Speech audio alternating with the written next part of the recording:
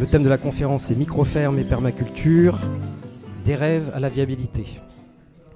Alors si je présente, c'est parce que je suis adhérent AgroBio 35, mais aussi parce que j'essaye dans ma modeste mesure de pratiquer la permaculture sur une petite ferme de 1,5 hectare avec 5000 m² cultivés sur une commune au nord de l'Ille-et-Vilaine qui s'appelle Saint-Georges-de-Rhintembault, limite de la Manche, en location d'une petite ferme qui avait été rachetée par la commune où j'habite. Et au bout de 3 ans, parce que c'est la 3e année de production, on peut dire qu'on a un système viable économiquement, puisqu'on en vit, mon épouse et moi, avec 2 enfants, sans dette, sans minima sociaux, avec une production très diversifiée et un mode de vie qui correspond exactement aux aspirations, aux rêves que nous portions. Donc voilà, si on peut illustrer les propos de Kevin tout à l'heure, on est un exemple vivant que c'est possible. Alors bien sûr, rendez-vous dans 10-15 ans pour voir la résilience de notre système, et si on sera toujours là. Juste avant d'introduire Kevin et la présentation de son travail, juste un petit mot sur Bill Mollison, qui est, pour certains d'entre vous certainement connaissent ses écrits, est décédé très récemment, la semaine dernière. Voilà, donc la permaculture a pu se nourrir de tous ses travaux. Et il y a de la résilience dans la permaculture, puisque au-delà de son passage avec nous, la permaculture va continuer à vivre avec, je vois dans la salle, une jeune génération qui va prendre la relève. Donc Kevin est chercheur, ingénieur agronome de formation. Il va publier bientôt une thèse. Il va vous faire part de tous ses travaux de recherche, d'enquête sur cette thématique. Il travaille dans le laboratoire de François Léger, pour ceux qui ont eu à lire les documents qui ont été publiés par l'INRA sur la ferme du Bec-et-Loing. Voilà, donc je vais lui laisser la parole, se représenter plus précisément. Voilà, à toi Kevin. Alors bonjour à tous. Donc désolé pour le manque de place. Les prochaines fois on prévoira un écran géant pour une retransmission ou un truc comme ça. Bon, ça montre que ces thématiques on le vend en poupe, donc c'est plutôt bien, et je vois beaucoup de jeunes dans la salle. Donc rapidement, je suis Kevin. J'ai entendu parler de la permaculture et du maraîchage bio-intensif au départ en 2011, lors d'un stage long en Irlande où j'avais fait de la recherche dans un centre d'expérimentation sur le maraîchage sur pied de surface dans le nord-ouest de l'Irlande, et qui déjà à l'époque parlait beaucoup de permaculture et de maraîchage bio-intensif, qui n'était pas du tout connu en France, parce que c'est quand même des choses qui étaient plutôt publiées en anglais. Et du coup, après je vous passe le parcours, mais quand j'ai eu l'opportunité de faire cette thèse sur ces questions-là, je me suis dit que c'était très intéressant. Donc au départ, mon projet de thèse est né à partir du projet du Bec-et-Loing, que du coup François Léger, qui a fait l'étude du Bec-et-Loing, est mon directeur de thèse. Et donc moi, quand j'ai commencé la thèse, en fait, je travaillais dans les jardins au Bec-et-Loing pendant plusieurs mois, et j'ai fait des formations là-bas. Et je réfléchissais à faire une thèse, je voulais continuer dans la recherche. Et en fait, dans les formations, il y avait des formations qui étaient adressées aux maraîchers, des formations adressées aux porteurs de projets. On voyait énormément de gens qui étaient passionnés par ces questions-là, mais avec toujours la question de savoir, oui, mais est-ce qu'on peut en vivre économiquement, est-ce que c'est viable, etc. Déjà, il y avait les premiers chiffres de l'étude du Bec-et-Loing qui commençaient à sortir. Donc tout le monde disait, ouais, bon, c'est intéressant, mais on sait qu'il y a eu beaucoup de critiques qui ont été faites à cette étude, et sur le cas très spécifique et singulier du Bec-et-Loing. Et donc on s'est dit, il faut à un moment donné voir sur d'autres fermes, dans d'autres contextes, sur des fermes peut-être moins médiatisées, pour montrer que c'est peut-être possible ailleurs. Donc c'était un petit peu le point de départ de la thèse. Donc au final, je vous présenterai plus tard les résultats, mais je me suis pas mal baladé dans tout le nord de la Loire, enfin au nord de la Loire en France. J'ai rencontré quasiment plus d'une vingtaine d'agriculteurs, de paysans en micro-ferme en France, et une dizaine en Angleterre, en milieu urbain à Londres. Donc je ne parlerai pas du tout du milieu urbain à Londres aujourd'hui, parce que c'est un contexte très spécifique et ce n'est pas forcément ce qui nous intéresse là. Mais donc voilà. Je vais juste introduire un petit peu ce que je vais raconter. Mon plan en 3 parties. Donc d'abord, les micro-fermes et la permaculture, d'où ça sort. Parce que voilà, on nous dit c'est révolutionnaire, c'est radical, c'est merveilleux.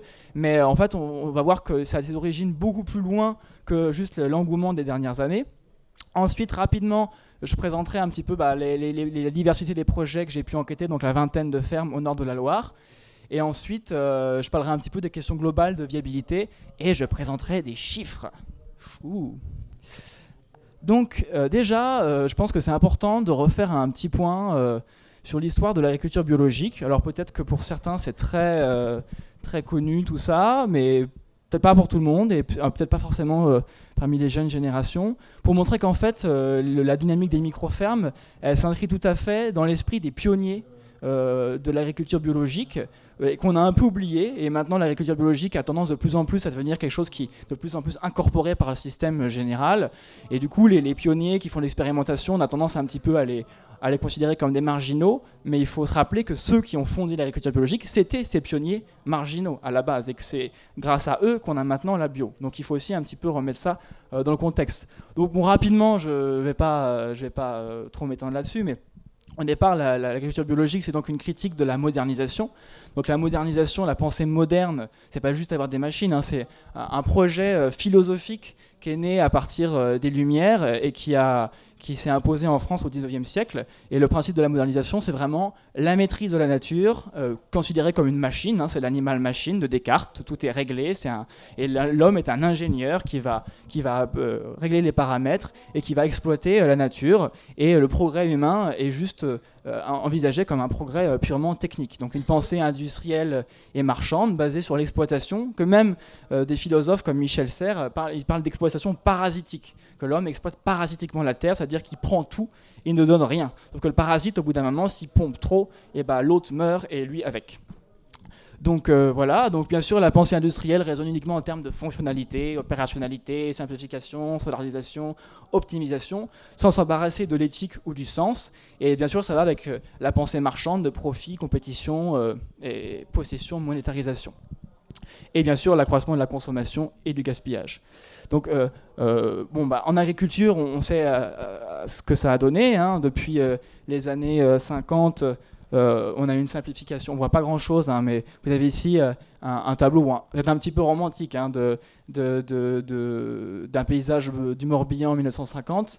Et puis ici, c'est pas un paysage du Morbihan, mais c'est juste pour frapper un petit peu le regard. Donc on sait bien que c'est la modernisation, dans cette volonté de tout contrôler, tout standardiser, tout optimiser. Et c'est l'agrandissement, c'est la motorisation, c'est la simplification, et c'est du coup 2,3 millions de fermes, 2,5 millions de fermes en 1955 et 500 000 aujourd'hui. Avec les pertes d'emplois, la déstructuration du lien social, etc. Donc je passe sur les grands problèmes que vous connaissez tous, déclin de la biodiversité, cultivé, non cultivé, eutrophisation, réchauffement climatique, érosion des sols, problèmes de santé publique, exode rural, diminution des fermes et de l'emploi agricole, déstructuration des liens sociaux au milieu rural, destruction des paysages et des identités traditionnelles. Donc c'est tout ça qui va avec la modernisation, quoi. Et donc face à cette modernisation qui a explosé à partir des années 50, mais qui a commencé déjà à la fin du 19e et au début du 20e avec la chimie agricole, il y a des gens qui ont dit non. Qui ont dit non, nous on veut autre chose et on rêve d'un autre modèle de société. Et à la base, les pionniers du bio, du coup, c'était vraiment pour promouvoir un autre modèle de société. Donc je ne vais pas rentrer dans les détails de l'histoire du bio, mais qui est très intéressante. Je pense que c'est très intéressant quand on est en bio de savoir d'où ça vient et que ce n'est pas sorti comme ça, qu'il y a des gens qui ont réfléchi à plein de choses depuis la fin du 19e siècle. Donc là, vous avez des photos d'Albert Howard, par exemple, qui était un des pionniers du bio en Angleterre, Rudolf Steiner, qui a après pas mal, un Autrichien qui a pas mal influencer la biodynamie, les époux Müller et Hans-Peter Rüsch qui sont là, qui eux ont créé l'agriculture biologique en Autriche, Fukuoka dont je parlerai plus tard qui lui a développé l'agriculture naturelle au Japon, et Raoul Lemaire et Jean Boucher qui sont un peu les piliers du bio en France. Et tous disaient le bio c'est avant tout un modèle de société, c'est avant tout une éthique et c'est avant tout du sens. Et la défense des petites fermes. Dans le bio au départ il y avait cette notion de petite ferme. Donc ces gens-là rêvent de quelque chose, d'un rapport au monde qui ne soit pas basé sur l'exploitation. Donc on a bien sûr, on pourrait dire que l'agriculture industrielle, c'est une double exploitation, une exploitation de l'homme par l'homme et une exploitation de la nature par l'homme. La société exploite l'exploitant agricole, et ça tombe bien, l'exploitant agricole, puisque c'est un exploitant, il exploite aussi la nature. Et donc ces gens, les pionniers du bio, on dit non, on veut un autre rapport au monde qui ne soit pas un rapport de double exploitation, qui soit un rapport d'interaction, de collaboration avec les humains et avec la biodiversité. Bon, bien sûr, il fallait inventer ça, il fallait inventer autre chose, parce que la modernisation a fait quand même beaucoup de dégâts, beaucoup déstructuré, il y a eu une perte beaucoup de pratiques traditionnelles, et donc comment on invente un mode d'agriculture qui répond à ce rêve en fait, hein. On peut dire que les pionniers du bio avaient ce rêve, et donc contrairement à la pensée moderne industrielle en agriculture qui s'est faite par l'expérimentation contrôlée en laboratoire, etc., et le bio, lui, il s'est développé de manière un peu hybride, en combinant des savoir-faire traditionnels et anciens, en faisant plutôt des expérimentations en contexte réel plutôt qu'en laboratoire, des échanges entre praticiens, ce qui n'empêchait pas d'avoir une pensée cartésienne et scientifique, mais ramenée dans un contexte plus global, avec aussi de l'intuition et l'empirisme des paysans. Alors bon, ça c'était les pionniers, hein, mais maintenant on sait que avec la montée en puissance du bio, le bio qui devient un label, il y a un petit peu cette critique de dire oui, mais est-ce qu'on va pas vers un bio à deux vitesses ? Donc c'est ce que certains appellent le bio selon la lettre et le bio selon l'esprit. Le bio selon la lettre, ça serait on respecte juste le cahier des charges techniques du bio, et le bio selon l'esprit, c'est on reste dans l'esprit des fondateurs qui portent un modèle de société, une éthique, etc. Donc là, je ne vais pas trancher, je ne suis pas en train de critiquer ceux qui veulent faire du bio sur grande surface. Il y a peut-être des complémentarités à trouver, mais c'est pour dire qu'effectivement, il y a cette dynamique actuelle qui va vers quand même qu'on pourrait appeler une conventionnalisation de l'agriculture bio à certains égards, et du coup qui peut poser question. Et donc dans ce milieu où on va du bio qui est de plus en plus incorporé par la société, il y a des gens, quelque part, qui restent dans l'esprit des pionniers de la bio et qui continuent à expérimenter, qui continuent à chercher. Et comme les pionniers de la bio, ils portent vraiment des valeurs fortes. Alors bon, c'est pas que en maraîchage, on observe cette dynamique partout, en élevage, en céréales, il y a plein de choses qui se passent. Et donc moi, je me suis intéressé à une partie de ces gens-là, qui sont donc les micro-fermes. Alors comment on les a définis ? Alors qu'on soit bien clair, moi je n'entends pas avoir une définition stricte des micro-fermes. On pourrait dire toi tu es une micro-ferme, toi tu n'es pas une micro-ferme, on s'en fout, hein, soyons clairs. C'est juste pour donner des ordres d'idées de quand moi j'ai sélectionné mes fermes, sur quels critères je me fondais. Donc déjà, dans l'esprit des pionniers du bio et de la modernisation qui va vers l'agrandissement et l'économie d'échelle, c'est des gens qui revendiquent clairement des fermes plus petites que ce qui est couramment admis comme viable en maraîchage biologique. Donc au départ, maintenant le réseau FNAB n'en parle plus trop, mais pendant des années, il y avait quand même cette idée de dire un maraîchage bio en diversifié, c'est 1,5 hectare par actif. Maintenant, dans les documents de communication de la FNAB, on n'a plus ce chiffre. J'en ai beaucoup parlé avec les gens de la FNAB, parce qu'il s'est intégré qu'il peut y avoir des projets plus petits et ils ne veulent pas imposer des références, etc. Mais pendant longtemps, il y avait quand même eu dans la tête le 1,5 hectare par actif quand même, avec 10% de serre, bien sûr. Et donc voilà, donc là, on est sur des gens, moi, je me suis dit, bon, 1,5 hectare, c'est vraiment la limite, donc j'ai dit, bon, en dessous de 1,2 hectare, on dit, c'est pas mal. Ensuite, contre-pied, la certification industrielle, quoi. Donc pareil, quand on écoutait les conseils en maraîchage bio classique, on dit bon, la diversité, au bout d'un moment, c'est trop compliqué à gérer. Donc 30 légumes, c'est bien, on va pas faire plus. Donc moi, j'ai choisi des gens qui avaient plus de 30 légumes. Et bon, aussi des gens qui donc un contre-pied à la marchandisation, la standardisation et la perte des liens sociaux, donc qui favorisent les circuits courts. Donc des fermes qui sont aussi en circuit court. Et qui remettent aussi en cause la nécessité absolue de la motorisation et de l'agriculture capitalistique. Donc ça ne veut pas dire qu'ils ne veulent absolument pas de motorisation, ça veut dire qu'ils peuvent réfléchir à ne pas en avoir ou à être moins motorisés, et en tout cas à réfléchir la place de la motorisation dans leur ferme, mais j'ai encore conditionné comme agronome à parler d'exploitation agricole. Respecter pourquoi on fait de la motorisation. Et aussi des fermes qui réfléchissent à peu d'investissement de départ, parce que plus on a une grosse ferme, plus ça nécessite de capital à l'entrée, plus ça nécessite d'avoir soit des parents qui sont agriculteurs, mais dans tous les cas, ça demande d'emprunter, et donc des dépendants des banques, et donc c'est l'engrenage infernal. Donc c'est aussi des gens qui réfléchissent à comment on peut s'installer sans trop d'investissement. Donc critique de la modernisation de la biologique, oui, qui serait basée uniquement sur un cahier des charges techniques, mais voilà, c'est vraiment avant tout une démarche globale qui se base sur la conception d'écosystèmes vraiment complexes, diversifiés, avec cette idée fondamentale de la collaboration. Et aussi le fait de dire on peut penser notre ferme unique par rapport à d'autres critères que la maximisation du profit.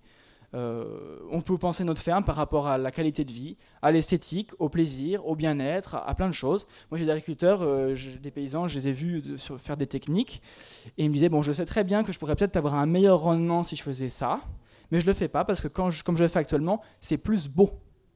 Donc allez expliquer ça à un agronome que sa technique il l'a faite, il perd du rendement mais il le fait parce que c'est plus beau, et bah c'est compliqué, hein, il y a des choses à changer. Donc voilà. Alors, encore une fois, ces gens-là, bon, bah, comme les pionniers du bio, ils ont cette fameuse démarche hybride dont j'ai parlé. Je ne vais pas en reparler. Mais actuellement, bah, y a d'autres sources d'inspiration qui sont un petit peu emmagasinées dans cette espèce de démarche d'expérimentation, qui sont la permaculture, le maraîchage bio-intensif et aussi l'agriculture naturelle. Donc, avant de rentrer dans les détails spécifiques des micro-fermes, je trouvais que c'était intéressant de faire un petit point sur ces trois sources d'inspiration. Surtout que on entend beaucoup de trucs, de mythes sur tout, donc c'est bien de revenir un petit peu aux fondamentaux. Alors, la permaculture, au-delà du tutoriel YouTube. Bien sûr, alors voilà, des citations clés de la permaculture. Donc je fais de la permaculture, je mets du BRF. Les permacultures, c'est des chevelus. Bon, c'est vrai qu'il y en a quand même beaucoup, hein. J'ai lu énormément de bouquins sur la perma et franchement les maraîchers biologiques ils ont vraiment rien compris, les mecs, pas étonnant qu'ils galèrent. Donc là c'est la permaculture méprisante. Mon banquier il ne fera pas trop à la permaculture, on a que la permaculture comme foi. Non mais lui ce qu'il fait c'est pas vraiment la permaculture, il importe des trucs de l'extérieur. La mairie recherche, ça c'est un grand classique là, qui est en train d'exploser, la mairie recherche un maraîcher en permaculture pour alimenter les cantines scolaires. Vous en connaissez, bah oui, j'ai mon agenda avec tous les maraîchers en permaculture. On a une toute petite surface, mais grâce à la permaculture, ça va cracher. Et bien sûr, la permaculture comme culture sur but et paillage. Donc, on va un petit peu aller au-delà de ça, si vous me permettez. Donc d'abord, la permaculture en théorie. Donc comme l'a rappelé mon ami ici, la permaculture a été fondée dans les années 70 par deux Australiens fous, mais brillants. Bill Mollison, donc, qui nous a quittés malheureusement la semaine dernière, et David Holmgren, qui lui est encore vivant, qui était plus jeune, qui était son étudiant à l'époque. Et les deux étaient quand même universitaires. Bill Mollison était biologiste, écologue, et il était professeur de conception environnementale à l'université de Tasmanie, et David Holmgren était son étudiant. Donc c'est pas des Indiens au départ, quoi, hein. C'est des gens qui ont un bagage universitaire, qui ont étudié l'écologie et ce genre de choses. Donc au départ, la permaculture s'organise autour d'une éthique, donc les fameux trois principes, prendre soin de la terre, prendre soin de l'humain, partager équitablement. Donc d'ailleurs c'est assez marrant, le partager équitablement c'est la version soft des dernières années, mais au départ dans les premières versions de la permaculture, le troisième principe c'est plutôt limiter la croissance démographique et la consommation. Mais bon, c'était un petit peu trop hardcore, du coup on partageait équitablement, ça passait mieux sur les prospectus. Mais voilà, donc c'est les trois principes. Après, bon, c'est pas révolutionnaire, ces trois principes, dans le sens où quelque part c'est totalement en adéquation avec les principes fondamentaux de l'agriculture biologique définis au départ historiquement, donc qui sont le principe de santé, d'écologie, de soins, d'équité. On retrouve toutes ces dimensions-là. Pour le coup, en termes d'éthique, la permaculture et l'agriculture historique sont très similaires. Donc voilà. À partir de cette éthique, il y a plein de définitions de la permaculture. Je ne vais pas détailler là-dessus. Mais je vous en donne une, qui est donc une définition très théorique. Donc c'est un cadre conceptuel organisateur qui utilise la pensée systémique et les principes de design pour concevoir des paysages durables qui imitent les motifs et les relations observées dans la nature afin de répondre aux besoins locaux en alimentation, énergie, fibres et autres besoins matériels et immatériels. Voilà. Donc maintenant, qu'est-ce qu'on fait de ça? on va voir. Donc ce qui est important ici, c'est de voir que du coup, c'est pas un ensemble de pratiques la permaculture, hein, c'est un cadre conceptuel organisateur. Alors moi, j'en croise pas beaucoup des cadres conceptuels organisateurs quand je me balade dans la campagne, mais voilà, c'est avant tout un mode de pensée. Hein. Donc on peut en fait finalement faire beaucoup de choses en permaculture. C'est avant tout un cadre de pensée. Et il y a cette histoire du design qui est très important. Et un certain nombre de principes théoriques. Donc je vais détailler un petit peu ici. Donc le design, la permaculture en principe. Donc le design, en fait, c'est des méthodologies, c'est des méthodes. Vous prenez des bouquins de permaculture, vous avez des méthodes, des méthodologies, des cadres qui vous disent, ben voilà, vous arrivez sur un site, qu'est-ce que vous faites, qu'est-ce que vous devez regarder, etc. Donc la permaculture met toujours l'accent sur l'observation longue du site. Et essaye de réfléchir, ok, comment j'organise l'espace en essayant intelligemment de placer les choses les uns par rapport aux autres pour que ça fasse sens. Donc il y a plein de méthodes de design, mais souvent on raisonne en éléments et en fonctions. C'est-à-dire que les fonctions, c'est Bon, je vais commencer par les éléments. Les éléments, c'est à peu près tout. Ça peut être un poulailler, un jardin, une mare. C'est qu'est-ce que je vais mettre sur mon site pour qu'ils remplissent ce que j'ai envie de faire.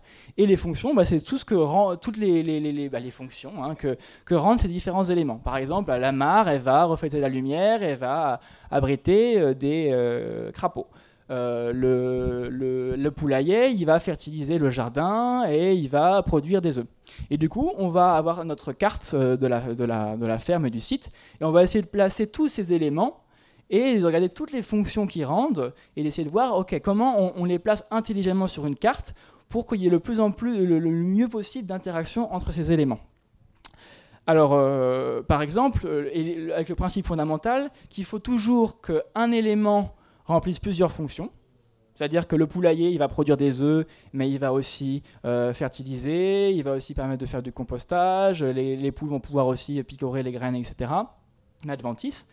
Donc un élément remplit toujours plusieurs fonctions et que chaque fonction soit remplie par plusieurs éléments. C'est-à-dire la fertilisation du sol, il faut que ça soit rempli par les poules, mais aussi par les engrais verts, mais aussi par l'âne, etc. Du coup, c'est comme dans un écosystème. Dans un écosystème, c'est ce qui se passe. Il y a plusieurs ce qu'on appelle la redondance écologique, c'est-à-dire que chaque chose est faite par plusieurs personnes ou plusieurs entités. Et du coup, si on a une qui lâche, le système continue parce que tout ne repose pas sur une seule personne. C'est un peu le proverbe, on ne met pas ses œufs dans le même panier, en fait, au final. Donc après, il y a le principe du zonage qui est aussi assez classique, c'est de dire, bon, on ne va pas intervenir partout avec la même intensité sur notre ferme. Du coup, il y a des endroits où on va avoir besoin d'y aller plus souvent, et des endroits où on va y aller moins souvent. Et du coup, c'est plus intelligent de mettre les endroits où on va moins souvent, le plus près de la ferme, ou du centre de la ferme, comme ça on aura moins besoin de faire des allers-retours constants. Ça paraît évident, c'est évident, mais voilà, ça fait partie des nombreux principes de bon sens, finalement, que la permaculture liste, et permet, pour avoir toujours un petit peu dans un coin de la tête, ok, ça il faut que je le fasse. Ça c'est très classique, hein, les jardins créoles en tropicaux, c'est exactement ça. Vous avez la maison d'habitation, vous allez avoir les plantes aromatiques et les trucs qui servent à la cuisine tous les jours qui vont être tout autour. Puis après il va y avoir les trucs qu'on va un peu moins visiter qui sont un peu plus loin, et puis les trucs qu'on visite encore moins qui sont plus tard. Et c'est exactement le cas en Europe au Moyen-Âge, c'est ce qu'on appelait au Moyen-Âge en France l'agère saltus silva en latin. Donc l'agère, c'était ce qu'il y avait autour de la ferme qu'on cultivait et sur lesquelles les paysans intervenaient directement. Le saltus était une zone semi-naturelle, surtout des prairies en périphérie de l'agère où il y avait les animaux, et la silva qui était donc la forêt dans laquelle on allait un peu moins souvent mais qui permettait d'avoir des champignons, du bois et ce genre de choses. Donc voilà. Dans cette logique d'écosystème dont on a déjà parlé, il y a aussi l'idée d'imbriquer ensemble les végétaux et les animaux. Donc par les associations de culture, la polyculture et l'élevage. L'idée fondamentale aussi du non-travail du sol, des couvertures végétales, de créer des microclimats favorables. Alors ça c'est intéressant parce que c'est peut-être un truc qui est moins connu, mais il y a beaucoup cette idée de microclimat en permaculture, c'est-à-dire qu'on va créer beaucoup de petits milieux, une mosaïque de petits milieux, en essayant du coup de favoriser donc des microclimats favorables. C'est-à-dire que bon, le truc très très standard de base, ce serait la haie, de dire on va mettre des haies pour couper le vent et c'est pour être favorable aux cultures. Mais il y a plein d'autres manières un peu astucieuses de dire voilà, on va faire ce qu'on appelle des jardins serrures, où en gros on va faire des espèces de cercles et du coup ça va garder l'énergie thermique, hein, là je ne pars pas dans des délires mystiques, mais l'énergie thermique au cœur du jardin serrure, et ça va donc être favorable pour les cultures. Il y a l'histoire aussi de la fameuse spirale aromatique. Bon, ça c'est un peu le grand truc de la permaculture, un peu l'emblème. C'est que dire voilà, on cultive des plantes aromatiques sur une spirale donc descendante, et du coup en haut, l'eau va ruisseler jusqu'en bas, et donc en haut on aura un climat plus sec qu'en bas, et du coup on va mettre les romarins, thym, etc. en haut, et les menthes et compagnie en bas. Et sur le gradient de la pente, on va placer les plantes en fonction de leurs besoins respectifs en eau. Donc ça c'est un grand classique. Donc dans la permaculture au départ, il y a aussi l'idée du travail manuel pour limiter l'utilisation de pétrole, la présence dense de zones refuges pour la biodiversité, et donc comme je disais, la création de paysages en mosaïque pour favoriser les lisières et les bordures riches en biodiversité. Alors ça, c'est assez intéressant, c'est que vraiment on dit, en fait, la biodiversité, elle est surtout aux frontières. C'est limite politique, en fait, comme message. Et en fait, c'est confirmé par les travaux en écologie, c'est-à-dire que quand vous avez deux milieux, il y a les avantages du milieu A, qui, en termes de nutriments, de protection, qui sont là, et il y a les avantages du milieu B qui sont aussi là. Donc quand vous êtes à l'interface, vous pouvez piocher en même temps dans le milieu A et dans le milieu B. Donc potentiellement, c'est plus intéressant d'être là. Et donc c'est cette idée de dire les frontières sont toujours des zones très intéressantes, très riches en biodiversité, donc on va essayer d'en avoir partout. Donc on va faire des recoins, on va faire des formes, c'est pour ça qu'il y a ces mosaïques de paysages pour essayer de maximiser les frontières, parce qu'on se dit c'est là que les choses intéressantes se passent. Et aussi, au départ, dans la permaculture, pour finir la liste, mais après on va bouger, vous inquiétez pas, il y a l'utilisation des plantes pérennes. Donc ça, en maraîchage, c'est adapté, bien sûr, mais il y a cette idée de dire on va concevoir un écosystème qui, au fil du temps, va demander de moins en moins de temps de travail, et du coup, les plantes pérennes, on les entretient pas mal au départ, mais normalement, au bout d'un moment, on peut les récolter sans trop s'en occuper. Et donc, c'est quelque chose qui est mis en avant dans la permaculture. Alors, la permaculture sur une ferme, c'est ça le truc, parce que là, du coup, c'est la permaculture de départ, en théorie, et au départ, la permaculture, c'était pas fait pour faire des fermes, vraiment. C'était fait pour faire des maisons d'habitation autosuffisantes, pour nourrir des communautés, en bois, en chauffage, etc. Donc, il n'y avait pas forcément une dimension commerciale. Et donc, il y avait vraiment cette notion d'autosuffisance, d'autonomie. Mais bien sûr, quand on veut transcrire ça sur une ferme, ça pose un certain nombre de questions. Donc il y a besoin d'adaptation. Donc déjà, un truc important, c'est que la permaculture, ce n'est pas un état. On ne dit pas qu'une ferme est en permaculture ou n'est pas en permaculture. Il y a un enseignant célèbre en permaculture, Alonso, qui dit que dire qu'une ferme est en permaculture, c'est comme dire qu'une maison est en architecture. Ça a autant de sens. C'est une démarche, mais ce n'est pas un état, quoi. Il n'y a pas un cahier des charges à la permaculture. Donc déjà, il faut un petit peu démystifier ça. Alors voilà, moi ce que j'ai vu, c'était assez marrant, c'est que du coup, la permaculture, depuis les années 70, et Mill et Mollison et David Holmgren, il y a eu énormément de bouquins en anglais, c'est un réseau international, il y a des tonnes et des tonnes et des tonnes de bouquins avec des méthodes de design, en veux-tu, en voilà, des grands principes et tout, mais rien quasiment a été traduit en français. Maintenant, il y a 2 ou 3 bouquins qui sont traduits en français. Et du coup, en fait, quand on demande aux Français, à part ceux qui sont bilingues et qui sont allés aux États-Unis à étudier la permaculture, comme c'est le cas ici, on pourra en parler, les Français en fait ne connaissent pas vraiment la permaculture. Ils connaissent leur vision de la permaculture, ils ont lu quelques trucs, ils ont échangé, ils parlent avec des gens, ils ont vu des forums, mais en fait, c'est ce que j'appelle la permaculture à la française en fait. C'est plutôt un état d'esprit global, du bon sens. Et quand on demande aux gens, ouais, vous avez suivi la méthode de design de la permaculture sur votre ferme, ils disent, oh bon, vraiment, non, non, mais c'est un état d'esprit. Donc en fait, voilà, la permaculture à la française, c'est un état d'esprit, c'est pas une méthode de design. Donc en fait, c'est ça aussi, c'est de voir qu'il y a la permaculture théorique et la permaculture, qu'est-ce qu'on en fait. Et quelque part, chacun fait sa permaculture. Et pour beaucoup, c'est plutôt un état d'esprit global, d'avoir une vision globale de l'espace, des milieux, du bon sens. En fait, la permaculture, c'est souvent beaucoup de bon sens, hein, des principes qu'on a en tête, on l'a lu, et au quotidien, du coup, c'est dans un coin de la tête, mais on n'est pas comme dans la permaculture anglo-saxonne à faire forcément des super plans avec des designs et des flèches pendant des heures, avec du café, pour faire le design parfait de sa ferme, ce qui est quand même le cas dans le milieu anglo-saxon. Et donc quand même, bien sûr, il y a ce qui est central, c'est ces principes éthiques et esthétiques et de qualité de vie qui restent quand même fondamentaux. Et en maraîchage, bon, on peut essayer d'avoir des plantes pérennes, on peut faire de l'agroforesterie, des petits fruits, et puis aussi des arbres fruitiers. On a le retour des légumes perpétuels et compagnie. Mais quand on veut faire du maraîchage commercial, on est quand même obligé d'en passer par les annuels. Hein, il faut pas... Enfin, ça peut peut-être se débattre, mais en tout cas, beaucoup de maraîchers passent par les annuels. Donc forcément, on s'écarte un petit peu de l'idéal au départ de la permaculture avec beaucoup de plantes pérennes.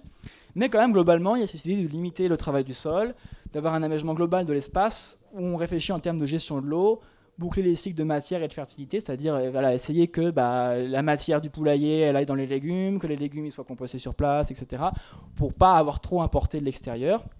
Mais surtout, en fait, la permaculture, ce que je disais, c'est un truc en France qui s'inscrit dans une démarche hybride, c'est-à-dire que les gens qui font la permaculture, qui s'inspirent de la permaculture, ils s'inspirent aussi de plein d'autres trucs, ils combinent, ils expérimentent. Donc en fait, c'est foisonnant, c'est en train de se développer, c'est expérimental. Donc il ne faut pas chercher à essayer de trop catégoriser tout ça. Et surtout, par rapport à la critique, souvent, on voit beaucoup de gens, des maraîchers installés, qui critiquent beaucoup la permaculture parce que c'est un truc un peu de hippie. Faut comprendre que c'est encore jeune et que quelque part, les pionniers du bio étaient aussi considérés comme des gros hippies à leur époque. Donc il faut aussi remettre ça en cause. C'est qu'en fait, c'est un petit peu... c'est que quelque part, ces gens-là, ils sont aussi fous que ceux qui ont inventé le bio. Mais c'est grâce à leur folie que le bio est né. Donc il faut quand même le remettre sur la table. Voilà. Alors, une étude scientifique, je parlerai après de mon étude, mais juste pour montrer qu'il ne faut pas non plus aussi idéaliser la permaculture. Donc, j'ai un ami, Rafter Ferguson, qui a fini sa thèse aux États-Unis et qui avait fait une étude systématique sur 48 fermes qui s'inspiraient de la permaculture aux États-Unis. Pas que maraîchage, hein, il y avait vraiment des trucs de 200 hectares en culture, tout ce que vous voulez. Et donc il a étudié la viabilité économique de ces fermes-là. Et ce qu'il s'est rendu compte, c'est que les fermes étudiées, comme d'autres fermes alternatives, agroécologiques, familiales, paysannes, biologiques, elles avaient développé plein de stratégies pour s'adapter à un contexte politique, économique pas favorable, qu'elles avaient des résultats économiques ou de temps de travail qui n'étaient pas forcément plus ni moins satisfaisants que d'autres types de fermes paysannes, agroécologiques qui se revendiquaient pas spécialement de la permaculture. En gros, c'est pour dire la permaculture, c'est pas non plus un miracle. Je veux dire, ceux qui faisaient de la permaculture, c'est pas ceux qui avaient les meilleurs résultats que tout le monde, mais c'est pas non plus une arnaque dans le sens où ceux qui faisaient de la permaculture, c'était pas ceux qui s'en sortaient le moins bien. Donc voilà, c'est juste un ensemble de ressources que le paysan peut utiliser pour concevoir sa ferme et gérer sa ferme, mais la conception et la gestion d'une ferme, ça deviendra dans tous les cas un truc compliqué et soumis à l'incertitude. Donc voilà. Et Rafter, du coup, résumait cette phrase en disant, résumait cette idée en disant, la permaculture, c'est un bon canoë qui ne vole pas. Alors, en gros, voilà, c'est qu'en fait, on a tendance à, la permaculture, il y en a plein qui l'idéalisent, qui disent j'ai fait la permaculture, du coup ça va cracher, il va se passer ça va être merveilleux, etc.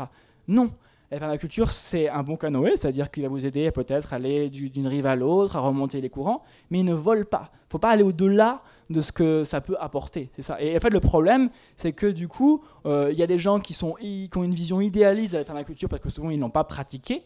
Et donc forcément, les gens qui sont les mains dans le cambouis, non mais là c'est bon, tu délires complètement, quoi. Et du coup, ça discrédite la permaculture parce que des gens présentent une permaculture plus idéale qu'elle ne l'est réellement. Du coup, je pense qu'il faut être plus modeste et dire la permaculture c'est un truc comme un autre qui est très inspirant pour certaines personnes. Mais il y en a qui s'en sortent très bien sur la permaculture, mais au moins ça permet de se calmer et de dire voilà, il n'y a pas besoin d'être pour ou contre la permaculture. Voilà. Donc, bon, juste parler vite fait du maraîchage bio-intensif pour dire que le maraîchage bio-intensif, c'est aussi une autre source d'inspiration des micro-fermes. Donc, que le maraîchage bio-intensif, à la base, ça s'est né en France au 19e siècle. Et que c'était donc les maraîchers du 19e siècle qui étaient hallucinants. À l'époque, à Paris, Paris était autosuffisante en légumes. Il y avait autour de 14 000 hectares de maraîchage dans Paris. Vous imaginez, 14 000 hectares de maraîchage dans Paris au 19e. Pour alimenter la capitale en légumes, et c'était tellement productif qu'on exportait même les légumes parisiens à Londres. Et comme je disais, sur des tout petites parcelles, et donc vous avez ce maraîcher Ponce en 1869 qui dit « Produire beaucoup sur un petit espace, fournir en légumes l'alimentation de 1000 individus par la culture d'un terrain dont la superficie n'en nourrirait pas 50 si on appliquait les procédés ordinaires, et si l'art ne venait pas en aide à la nature, tel est le problème posé chaque jour à la culture maraîchère les environs de Paris, et le problème a chaque jour sa solution. » Donc en 1869, donc les des gens en 1869 étaient déjà obligés de réfléchir à comment produire beaucoup sur une petite surface. Donc, je ne rentrerai pas dans le détail des pratiques des maraîchers parisiens, malheureusement, mais il y a un bouquin qui s'appelle « Le manuel pratique de la culture maraîchère à Paris » qui vient d'être publié, donc si ça vous intéresse, allez voir. Il est aussi disponible sur Internet, en Google Book, consultable. Donc c'est Manuel pratique des maraîchers parisiens, et les auteurs c'est Moreau et Daverne. Moreau comme Jeanne Moreau, et Daverne, D-A-V-E-R-E-N. Alors voilà. Donc bien sûr, bon, je passe rapidement. Les maraîchers parisiens ont disparu parce que voilà, Paris, pour plein de raisons, je passe les détails. Mais il y a un jardinier brillant anglais qui s'appelle Alan Chadwick, qui au XXe siècle a beaucoup étudié avec les maraîchers parisiens, qui a aussi pas mal étudié la biodynamie avec Steiner, et qui donc fait une espèce de synthèse qu'il appelle la méthode française intensive et biodynamique, qui va exporter aux États-Unis dans les années 70. Et aux États-Unis, il y a un gars qui s'appelle John Jevons qui va, à partir de ça, créer un mouvement qui s'appelle Grow Biointensive, et qui, pareil, développe plein de principes dont je ne vais pas parler, mais qui est développé dans ce bouquin qui en français s'appelle Comment cultiver plus de légumes tels que vous n'avez jamais pu penser possible et imaginable, un truc comme ça. Donc c'est John Jevons. Voilà. Le truc de Jevons, c'est qu'en fait, c'est pas penser à l'échelle d'une ferme. Donc après, il faut le remettre dans le contexte. Et il y a en parallèle, là quand même que j'en parle vite fait, Elliott Coleman, qui est donc un des pionniers de la bio aux États-Unis, qui donc lui s'inspire directement des maraîchers parisiens.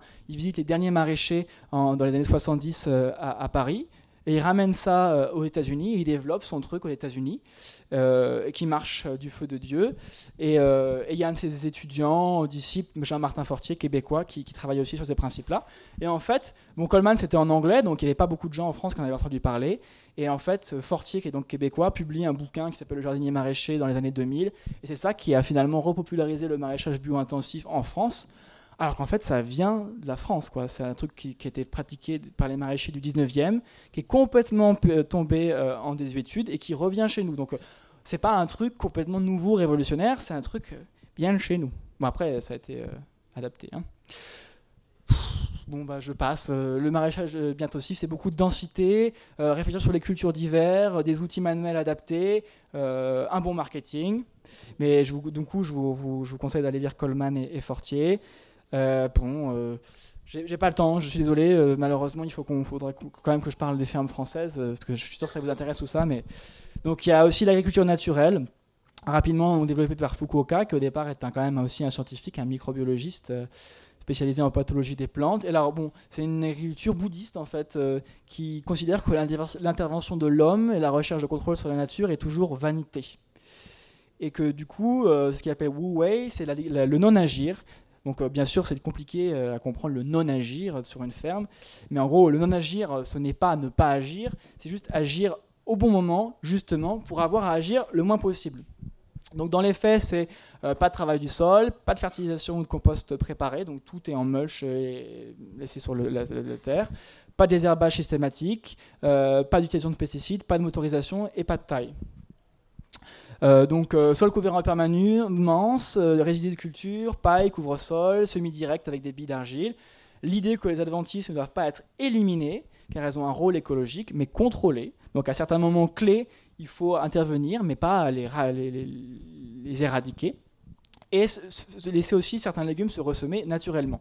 Donc il peut paraître un peu fou comme ça, mais il a une renommée internationale parce qu'en fait, grâce à ces méthodes où il ne faisait pas grand-chose, il arrivait à des meilleurs rendements en céréales d'hiver que l'agriculture traditionnelle japonaise et l'agriculture chimique à l'époque, et à des rendements équivalents en riz, mais avec beaucoup moins de travail et pas d'irrigation. Donc voilà, c'est comme ça qu'il fait un peu parler de lui. Et en plus, c'est très peu coûteux en travail et en intrants, donc selon lui, c'était le moyen de rendre l'alimentation saine moins chère. Donc voilà, bien sûr, donc il y a des micro-fermes qui s'inspirent aussi de la permaculture naturelle. Donc concrètement, ça se traduit par un peu sortir du dogme de la parcelle propre, c'est-à-dire voilà, est-ce que les adventices ont forcément toujours un impact négatif? Quand est-ce que c'est important d'intervenir ou pas? Comment on intervient? Est-ce qu'on juste on contrôle un petit peu à un moment donné, mais on laisse quand même les plantes revenir après? Qui réfléchit aussi au compostage sur place et à la gestion du sol. Et en ce moment, il y a aussi ce qu'on appelle, il y a le réseau maraîchage sur sol vivant, dont vous avez peut-être entendu parler, qui est un truc qui commence un peu à en faire parler de lui. Et donc c'est un réseau informel de praticiens, de maraîchers, qui s'inspire de Fukuoka, de l'agriculture naturelle, mais aussi des principes de l'agriculture de conservation, qui au départ étaient plutôt basés sur les grandes cultures, et essaye de l'adapter au maraîchage sur petite surface, et en particulier d'adapter les outils motorisés de l'agriculture de conservation à l'échelle du maraîchage. Donc par exemple, on a des rouleaux FACA, c'est des rouleaux qui vont casser les tiges des couverts pour pouvoir ensuite implanter dedans. Le strip till, qui sont des semoirs directs qui vont permettre juste d'écarter des couverts végétaux sur des petits rangs juste pour mettre une graine, mais sans perturber le couvert, etc. Donc vous pouvez aller voir sur le site internet, maraîchage sur sol vivant, il y a un site internet, il y a plein de choses. Alors bon, moi c'est bien gentil tout ça, mais est-ce que c'est viable? Et comment on peut s'installer sur une micro-ferme? Et bon, il y a les chiffres du bec et loin, on pourra en parler après, ou à la pause plutôt, parce que là on n'a pas le temps. Et bon, la bec et loin c'est bien joli, mais comment ça se passe dans d'autres contextes? Du coup, c'est à partir de ça qu'on a fait ce projet de recherche dont maintenant je vais vous parler. Alors, donc du coup, j'ai enquêté, là on rentre dans le dur, donc c'est pour ça qu'il y a des tableaux illisibles. Donc c'est juste pour vous faire un petit panel donc des 20 fermes que j'ai enquêtées pendant 3 ans. Donc en fonction des fermes, j'allais plus ou moins souvent, parce qu'il y avait des fermes avec qui je travaillais plus particulièrement. Mais donc au nord de la Loire, donc en Bretagne, Pays de la Loire, Centre-Val de Loire, Normandie et Grand Est. Et donc, je vous rappelle les critères. J'ai pris des fermes qui avaient toujours 12 000 m² cultivés, enfin en dessous de 12 000 m² cultivés par équivalent temps plein, et plus de 30 types de produits végétaux.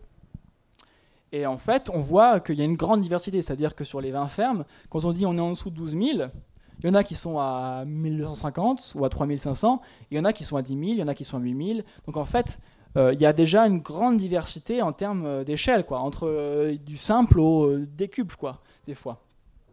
Donc, pour montrer qu'il n'y a pas une micro-ferme, qu'il y a une grande diversité, que ça correspond aussi à des niveaux de motorisation variés. C'est-à-dire que même si on dit, on re-questionne la motorisation, on n'avait pas forcément d'office d'entrée de jeu, mais on la réfléchit, il y en a quand même bien sûr qui ont de la motorisation, donc soit des motoculteurs, des petits tracteurs, à entraînement animal, mais donc et d'autres que manuels. Et donc voilà, pour montrer qu'aussi il y a cette diversité de motorisation, diversité aussi dans le nombre de produits végétaux cultivés. Et bon, vous voyez les années depuis installation, bon là il faudrait rajouter 1 an, parce que ce tableau je l'ai fait l'année dernière, qu'on est sur des fermes jeunes. Donc c'est ça aussi qu'il faut rappeler. On est sur des modèles finalement qui sont en train de se développer, d'expérimenter, et donc il faut aussi leur laisser le temps de s'exprimer. Et alors, part de serre aussi très variable, je vous laisse regarder le tableau, mais qui va du 1% dans certains cas où vraiment on n'a pas envie de serre, à le 10% classique, et des fois vraiment à 58%, où là on est vraiment beaucoup de surface de serre. Alors là, j'en ai mis sur les 20, j'ai un tableau que sur 14, mais il faudrait réactualiser, pour montrer qui sont ces gens. Qui sont ces gens étranges? Alors, donc des profils humains variés.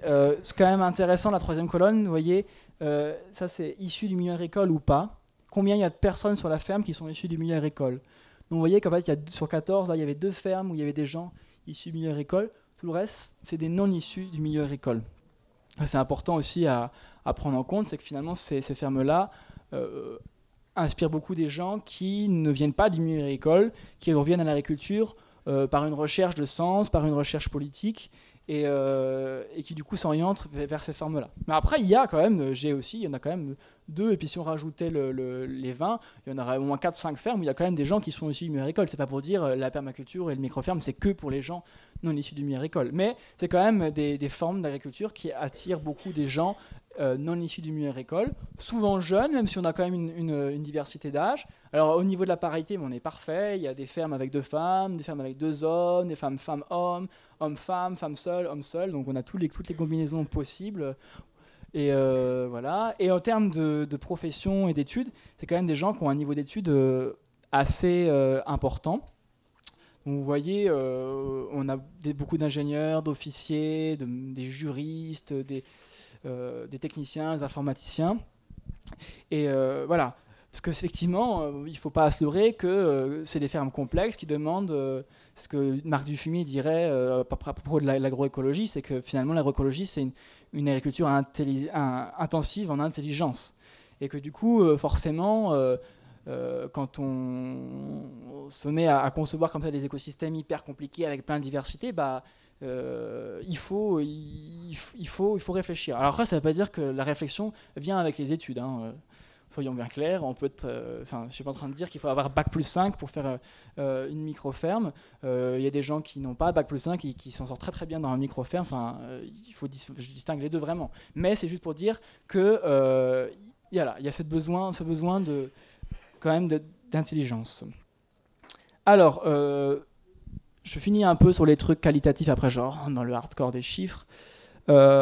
Juste pour dire que quand j'ai enquêté du coup ces personnes, au départ j'ai essayé de voir c'était quoi leurs projets, c'était quoi leurs aspirations. Et en fait on voit bien que par rapport aussi aux pionniers du bio, ces gens-là, leur objectif c'est pas de maximiser le profit, quoi. C'est bon, clairement d'avoir un revenu décent, c'est important. Je veux dire à un moment donné, il faut vivre. Il y en a qui ont une famille, des enfants, etc. Enfin, il n'y a aucun problème là-dessus. C'est pas une honte. Mais qu'il y a plein d'autres considérations qui rentrent en compte. Donc le temps de travail, la qualité de vie, l'autonomie, le sens, et qui du coup, comme je disais tout à l'heure, il y a des maraîchers qui disent voilà, moi j'ai fait telle technique parce que c'est plus beau. Donc on est obligé de prendre ça en compte quand on réfléchit à ces fermes-là. Et en particulier pour des gens qui sont reconvertis. Quand vous avez un ingénieur informaticien qui gagnait 3 000 € net par mois en étant ingénieur informaticien, et qui a 45 ans dit moi je deviens un maraîcher. Bon, on dit je suis désolé, il y a quand même peu de chances que tu arrives à 3 000 € net par mois en maraîchage bio, même avec les permacultures. Et du coup il le sait, il sait très bien qu'il ne va pas gagner autant. Mais si il devient paysan, c'est pour tous les autres aspects. Donc il sait très bien qu'il va gagner moins, donc il faut qu'il gagne un minimum, clairement. Mais s'il n'a pas les autres, sa ferme elle n'est pas viable, quelque part, parce qu'il dit pourquoi je me casserais le cul à faire du maraîchage alors que ça répond pas à mes besoins et que je pourrais gagner le triple en faisant du maraîchage, de l'informatique en me cachant le cul aussi. Enfin même plutôt le dos en informatique que le cul. Mais du coup, voilà. Donc clairement, la viabilité pour ces gens-là, c'est avant tout aussi, est-ce que la ferme répond aux aspirations et au sens que je mets derrière. Donc on ne peut pas juste parler de viabilité économique, c'est important, mais on ne peut pas parler que de ça.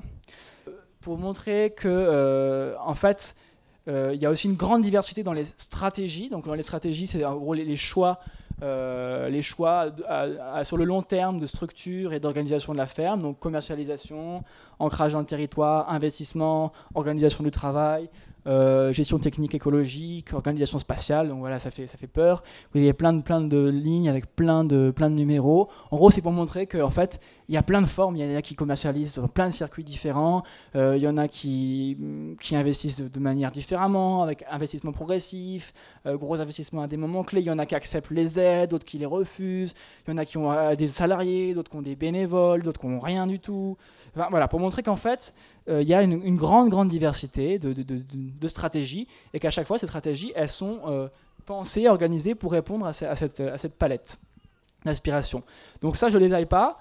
Mais si vous voulez, tout est détaillé dans ce document-là en ligne, en accès libre, donc qui s'appelle Aspiration, stratégie et compromis des microfermes maraîchères biologiques. Donc vous tapez ça sur Google quelque part et ça c'est en accès libre. Et c'est quand même détaillé. Et voilà. Voilà. C'est bien beau, mais on veut des chiffres. Alors, bon, du coup, je vais passer un peu malheureusement sur la méthodo. Mais donc sur les 20 fermes enquêtées au départ, j'ai travaillé en particulier avec une dizaine de fermes.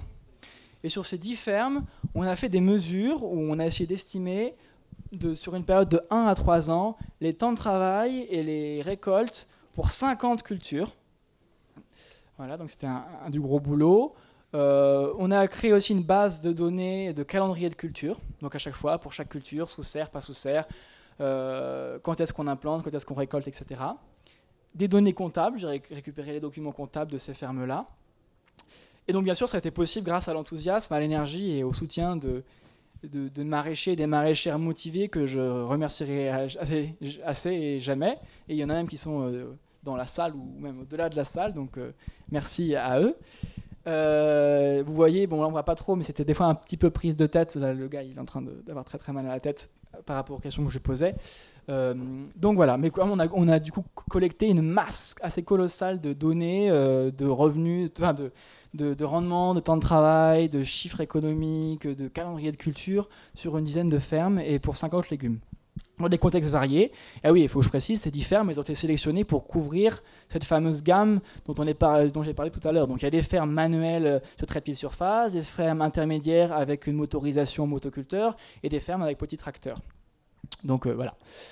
Donc ensuite, on a fait de la modélisation, ce que j'appelle aussi bienvenue dans la matrix. Alors, parce qu'on n'avait que 10 fermes.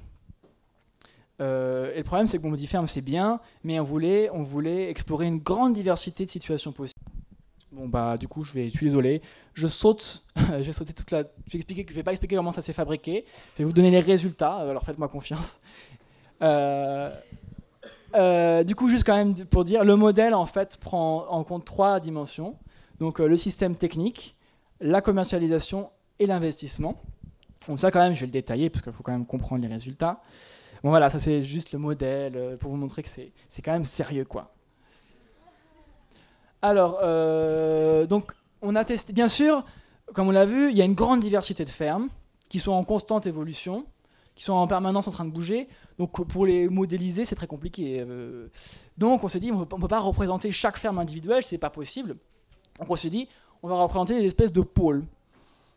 Donc j'ai choisi 3 pôles. Donc il y a un pôle que j'ai appelé le micro-agriculture manuelle. Donc en gros, c'est pas de motorisation, travail du sol très superficiel, haute densité de plantation, assaut de culture. Toute la surface est utilisée par les cultures, donc pas d'engrais verts. Et donc du coup là, on essaie vraiment d'optimiser 2 à 6 cycles de culture par an.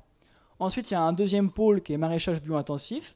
Donc petite motorisation, gros motoculteur pour le travail du sol superficiel, haute densité de plantation, pas d'assaut de culture et quand même des engrais verts. Donc à 1 à 4 cycles de culture par an.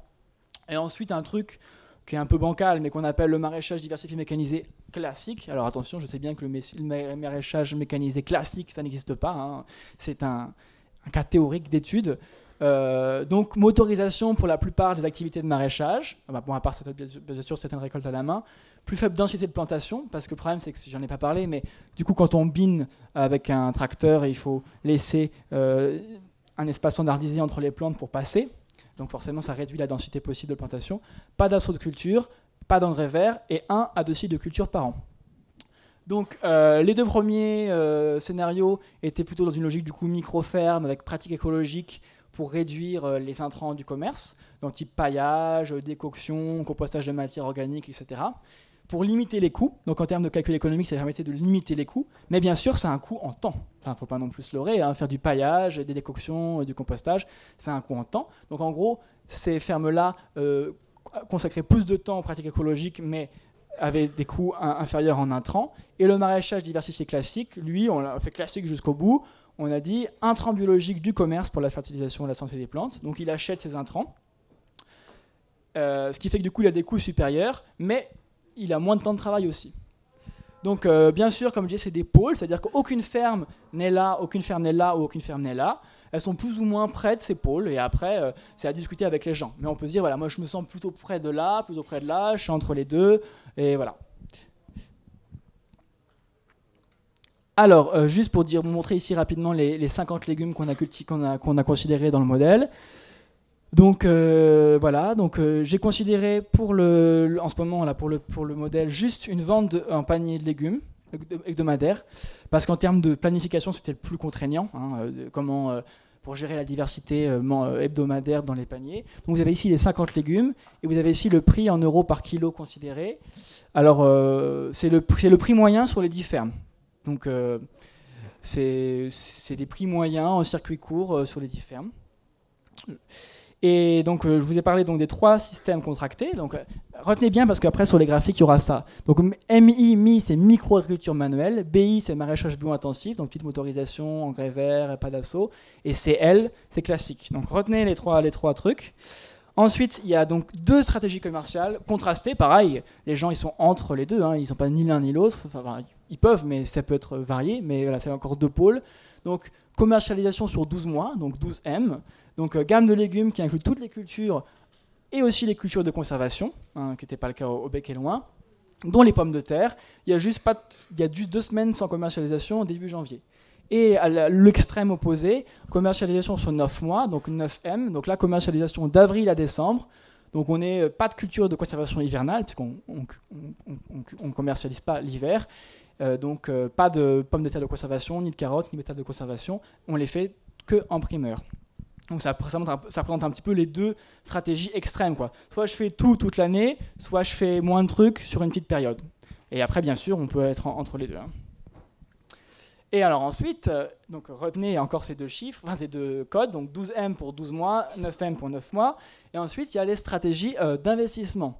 Alors je suis vraiment désolé, je suis en train de terminer ma thèse et pour l'instant, ce que j'écris, c'est en anglais.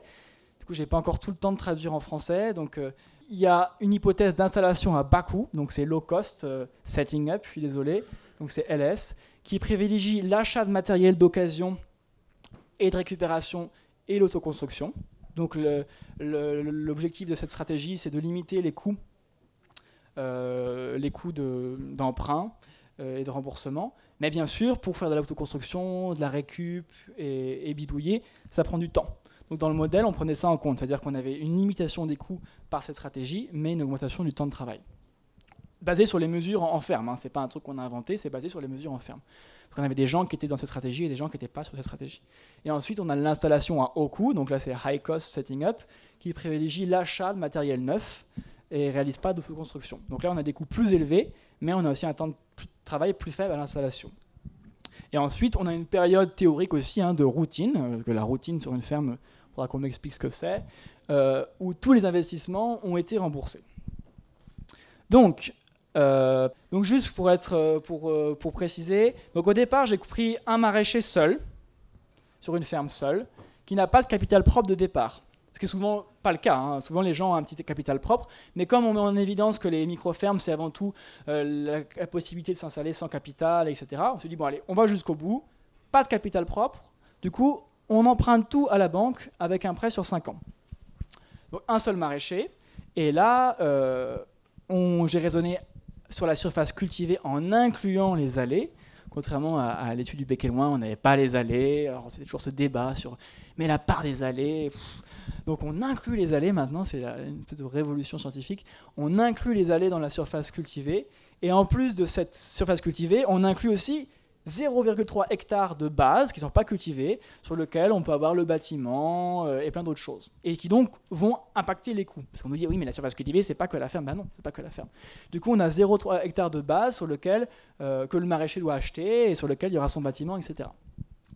Pour calculer le revenu, je ne rentre pas dans les détails comptables, mais on a calculé le revenu en trésorerie. C'est-à-dire que j'ai pris en compte le remboursement réel des emprunts et pas les dotations aux amortissements. Donc, pour ceux qui ne sont pas forcément au clair là-dessus, quand on emprunte... Est-ce que j'ai vraiment envie de détailler ça en gros, c'est juste pour dire qu'en comptabilité, on peut raisonner en revenu économique, et c'est-à-dire qu'en fait, on considère que si on achète un tracteur et qu'on le paye, je ne sais pas moi, très cher, on va rembourser chaque mois des emprunts. Et putain, je suis en train de m'embrouiller là. On va rembourser chaque mois des emprunts. Et en fait, on va le rembourser sur 5 ans. Donc en fait, par exemple, en 5 ans, on va avoir des grosses mensualités sur 5 ans. Or, en fait, Donc on perd de l'argent sur ces 5 années. Mais si je revends mon tracteur au bout de 2 ans, il a encore de la valeur. Je peux le revendre. Et donc quelque part, même quand j'aurai remboursé mes emprunts au bout de 5 ans, en 6e ou en 8e année, je pourrais le revendre et avoir une part de l'argent. Donc quelque part, la valeur que mon tracteur a, je ne suis pas prof de compta, je suis désolé. En gros, la valeur, enfin voilà, donc en valeur économique, on considère l'amortissement qui est donc sur une période plus longue parce qu'on dit peut-être que dans 6 ans, mon tracteur, je pourrais éventuellement le revendre. Donc quelque part, j'ai encore une valeur économique dans ce tracteur. Mais en fait, donc ça c'est le calcul économique théorique, mais pour le maraîcher, ce qui compte, c'est qu'est-ce qu'il va payer tous les mois à la banque. Et donc on a considéré ça. Bon, j'essaierai de potasser ma comptabilité, ma trésor pour la première. Mais dans ma tête, c'est clair, mais c'est difficile de l'expliquer. Alors, on a intégré le temps de travail commercial et administratif, qui n'était pas énorme sur les fermes qu'on a enquêtées. Moi, je m'attendais à plus, mais en gros, on a calculé, c'était que 20% du temps total. En général, on parle plutôt de 30%. Mais là, c'est 20% parce que c'était quand même des fermes, pour être clair, la plus peu faisaient du marché de plein vent. Et je pense que ça joue beaucoup sur ce chiffre. Et j'ai considéré aussi dans le modèle que le maraîcher et la maraîchère faisaient ces plans. Donc, ça limitait les coûts, mais le temps de travail pour faire les plans était intégré. Donc, ici, je vous montre un peu les hypothèses qu'on a utilisées. Donc là, vous vous rappelez micro-agriculture naturelle, bio-intensif et classique. Donc, pour les charges opérationnelles, je considérais... ça, c'est des chiffres du coup, qui sont issus des valeurs moyennes des fermes. Je ne les ai pas inventés. Donc, 11% du chiffre d'affaires pour les 2 premiers systèmes qui sont plutôt économes en intrants et 20% pour l'autre. Alors, je sais que 11%, c'est pas beaucoup. Et comme maraîchage, on a tendance à dire que c'est plus, mais ça se base sur des données réelles, avec des fermes très économes en intrants, avec vraiment des techniques poussées de paillage, etc., d'engrais verts pour être très peu dépendants des intrants. Donc c'est des chiffres moyens, réels, mais effectivement qui demandent une certaine technicité et que peut-être que pour planifier un projet d'installation, il serait peut-être plus raisonnable de prendre 20% aussi là, au départ. Voilà, il faut juste le préciser, mais c'est des chiffres réels. Et ensuite, vous avez les charges fixes pour les différents systèmes, en sachant que bien sûr, plus on est motorisé, plus on a des charges fixes au départ. J'ai considéré aussi des aides, je ne rentre pas dans les détails, mais en gros j'ai pris les aides sous crédit d'impôt bio et les DPU, qui s'appellent peut-être même plus DPU maintenant, mais enfin, bref, les aides de la PAC.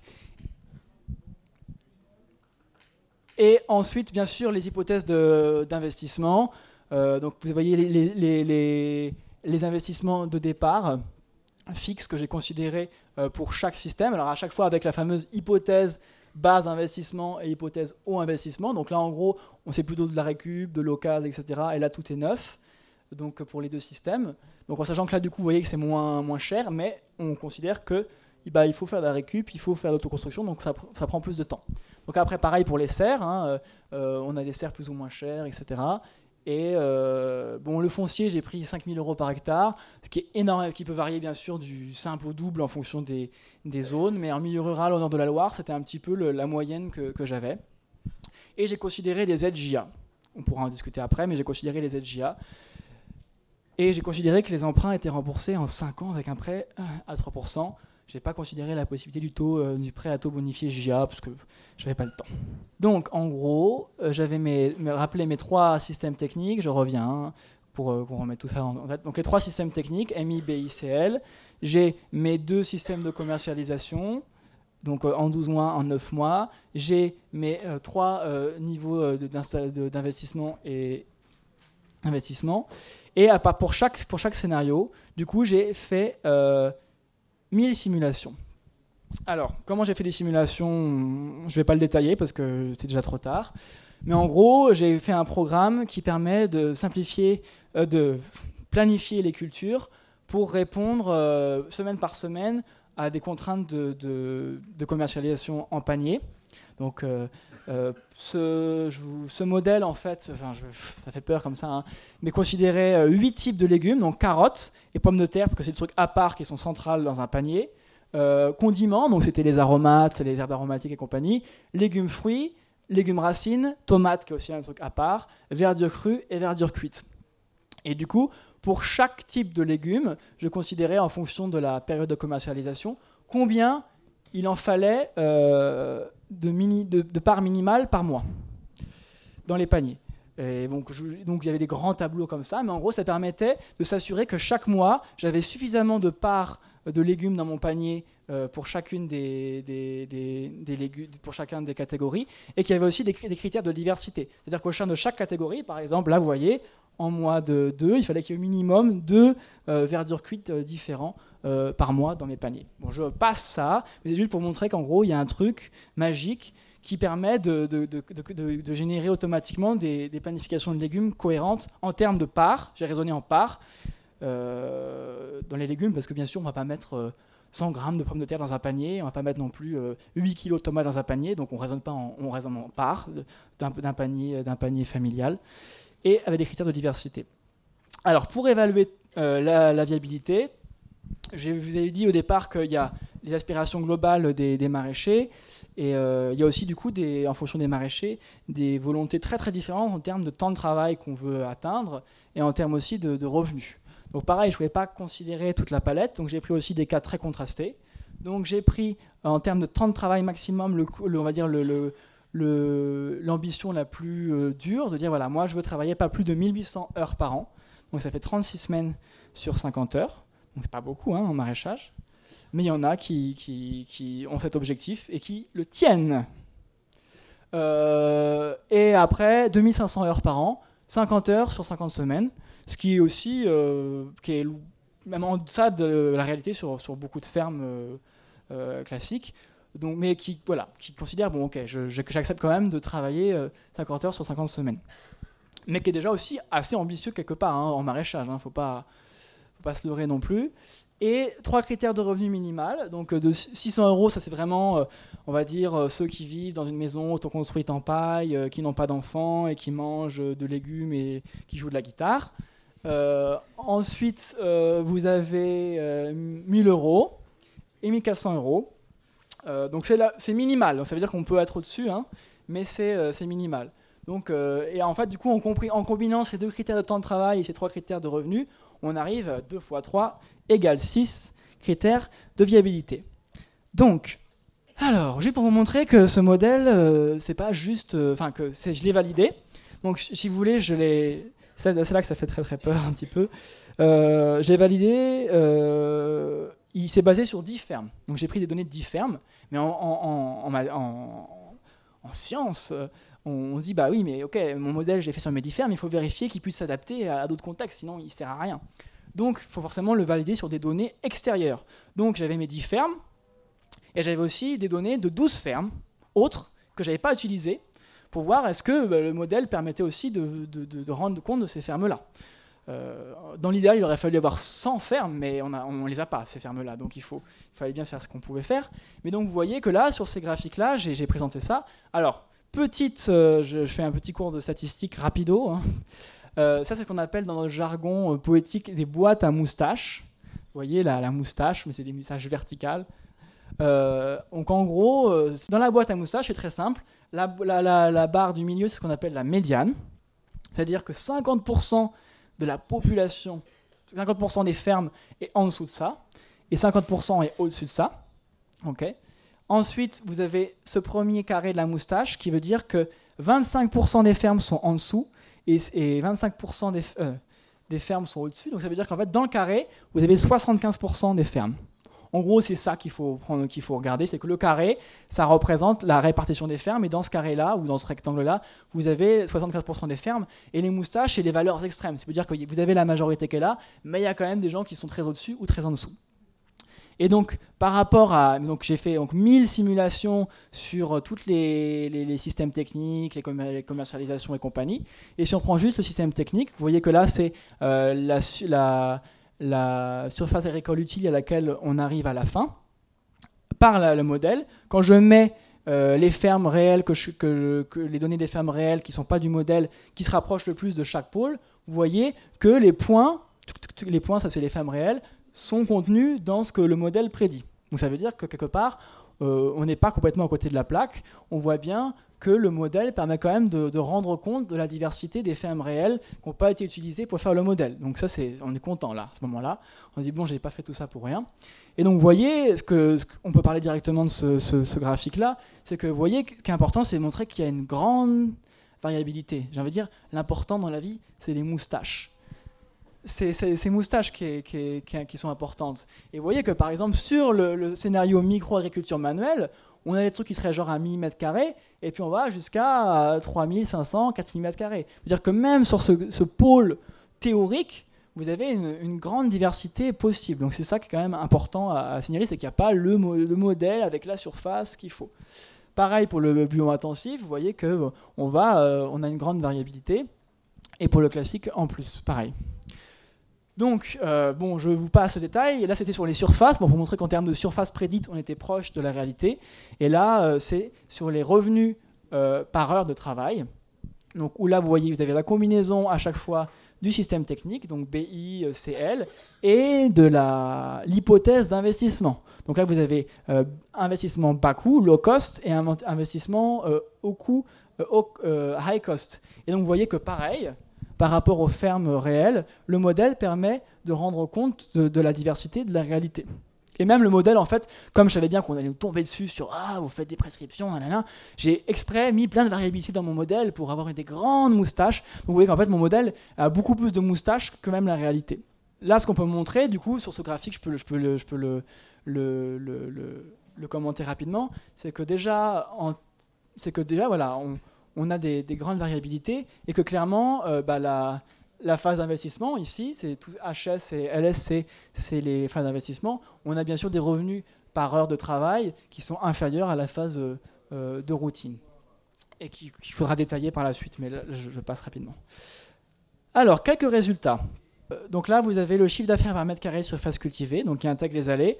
Donc là, les allées, on a 20% d'allées sous serre et 35% d'allées en plein champ. Donc c'est basé sur des données de ferme. Donc vous voyez ici, on a donc la productivité de la surface. Donc c'est chiffre d'affaires par mètre carré. Là c'est chiffre d'affaires, hein, c'est pas revenu. Et vous voyez que dans le système micro-agriculture manuelle, où on n'est pas d'engrais verts, association de cultures et à 6 successions de cultures par an, c'est dans ce système-là qu'on crée le plus de chiffre d'affaires par mètre carré. Avec pareil, vous voyez, une grande variabilité. Ensuite, on a le système bio-intensif. Et ensuite, on a le système classique. Et là, vous voyez que pour un même niveau technique, donc là, micro-intensif, en fonction de la commercialisation, 12M ou 9M, ça joue aussi. Vous voyez que quand on se focalise sur des cultures primeurs et qu'on n'a pas toutes les cultures de conservation, on augmente tout de suite le chiffre d'affaires par mètre carré. Donc après, bien sûr, c'est le chiffre d'affaires par mètre carré.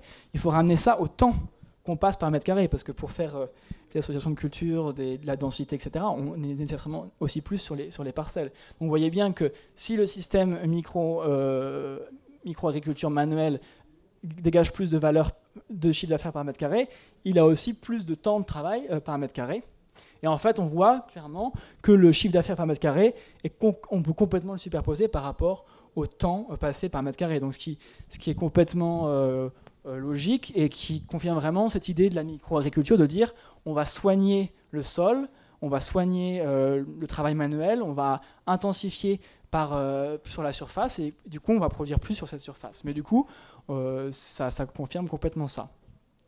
Bon, maintenant ce qui est intéressant, c'est là vous avez le chiffre d'affaires par mètre carré, là vous avez le nombre de travail par mètre carré, mais donc c'est intéressant maintenant de voir le chiffre d'affaires par heure de travail, parce qu'au final c'est quand même ça qui nous intéresse. Et là vous voyez, ce qui est intéressant, c'est que au final, donc, on produit plus par mètre carré avec le micro-agriculture manuelle, mais on a aussi besoin de plus de temps.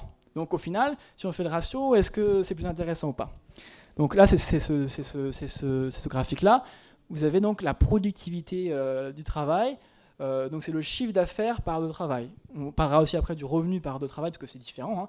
Mais en termes de chiffre d'affaires par heure de travail, vous voyez qu'au final, pour faire de la microagriculture, on dégage plus de chiffre d'affaires par mètre carré, mais on a aussi besoin de plus de travail. Et donc au final, on a un petit peu moins de chiffre d'affaires par heure de travail que le système, par exemple, bio-intensif, où on a quand même de la motorisation qui permet de gagner en efficience du travail. Et par contre, ce qui est intéressant, c'est de voir, c'est qu'en termes du coup de chiffre d'affaires par heure de travail, le système micro-agriculture ici est très proche du système classique. C'est juste qu'en fait, il y en a un qui travaille beaucoup sur une petite surface, et il y en a un qui travaille beaucoup sur une grande surface. Mais au final, voilà, on a des valeurs assez équivalentes. Bon, après, ce qu'il faut voir aussi, c'est que là, on aurait tendance à dire « Ah, celui-là, c'est super, c'est le mieux, c'est là où on a la meilleure productivité du travail. » Il faut quand même se dire, là, on a de la motorisation, là, on n'a pas de motorisation. Donc, on peut aussi lire le graphique différemment et dire, en faisant un système réfléchi sans motorisation, grâce à mes moustaches, je peux avoir une productivité du travail supérieure à plein de gens qui auraient de la motorisation. Donc c'est ça aussi qu'il faut prendre en compte, c'est-à-dire que globalement, statistiquement, la motorisation permet quand même d'avoir une meilleure efficience, mais grâce aux moustaches, on voit qu'en fait, il y a plein de cas où c'est quand même possible d'avoir des meilleurs résultats manuellement qu'en motorisation. Donc c'est pour ça que les moustaches sont intéressantes. Alors là, c'est là que ça fait peur, mais encore une fois, mais pareil, là, en fait, je suis en train de finir ma thèse, donc je suis un peu sous l'eau tout le temps. Mais très, très vite, d'ici la fin de l'hiver, on va faire un document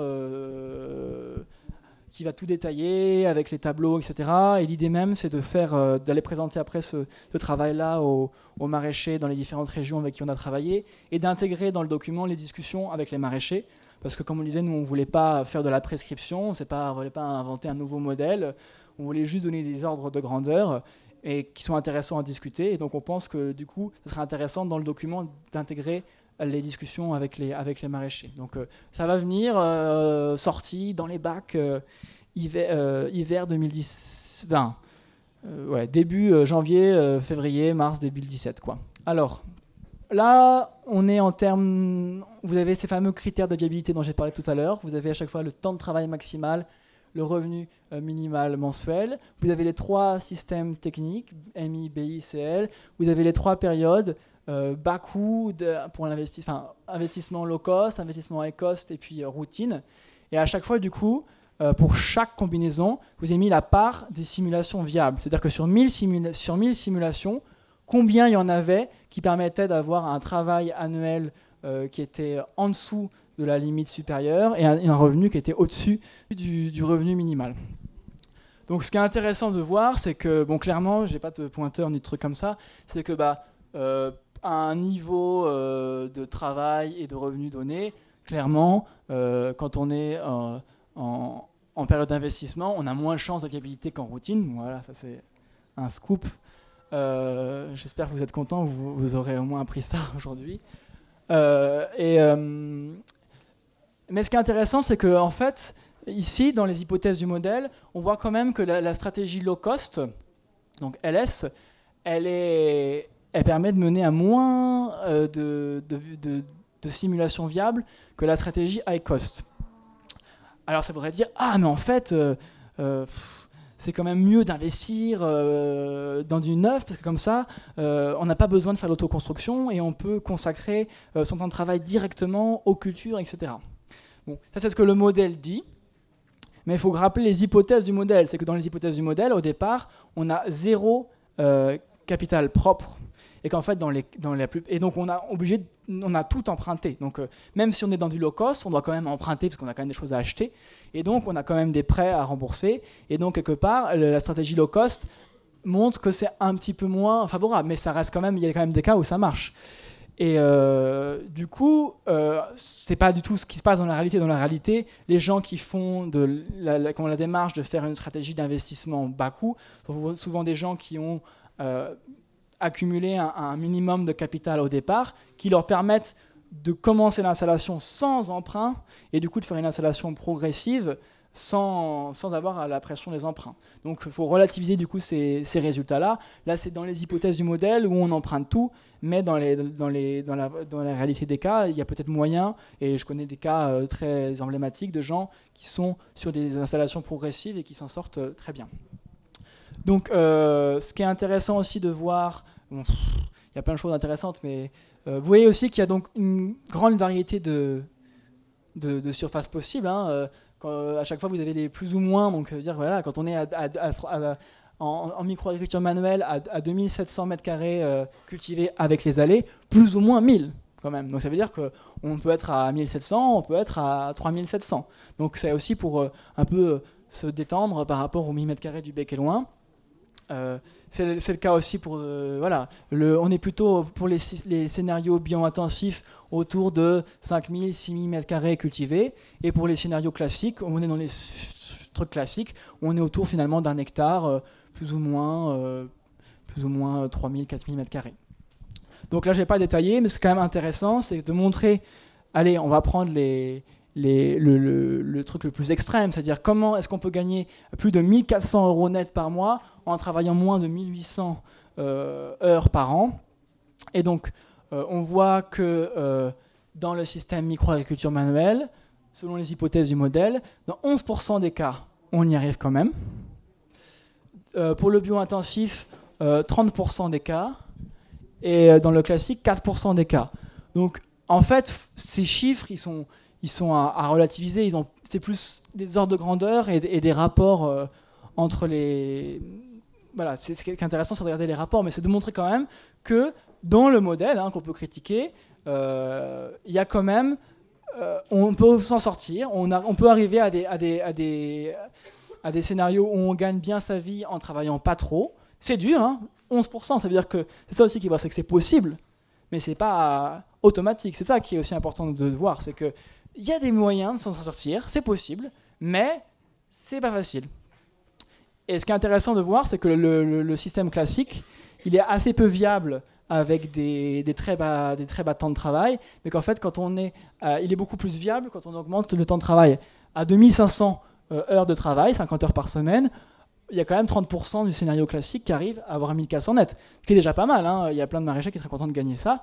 Donc c'est pour dire que en fait, le modèle classique, comme il a des grosses charges de travail, des grosses charges d'investissement et de motorisation, il doit travailler plus pour les amortir. Et donc sur des systèmes avec moins d'investissement, on peut, en travaillant moins, s'en sortir mieux.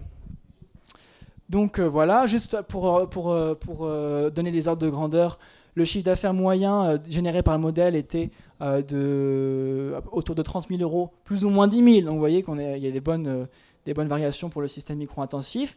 De 37 500 €, plus ou moins 11 000 pour le bio-intensif, et de 34 000 €, plus ou moins 10 000 pour le classique. Donc vous voyez qu'en fait, c'est pareil ce que je disais, c'est que le classique doit générer plus de chiffre d'affaires que le micro-agriculture manuelle pour s'en sortir. Donc c'est encore là aussi, c'est cet enseignement de dire il faut distinguer le chiffre d'affaires et le revenu. Ici, vous avez des structures avec beaucoup d'investissements, d'emprunts, de matériel, donc il faut un gros chiffre d'affaires pour s'en sortir. Sur des systèmes avec peu d'investissement et peu de coûts, on peut se permettre d'avoir un chiffre d'affaires un peu plus bas.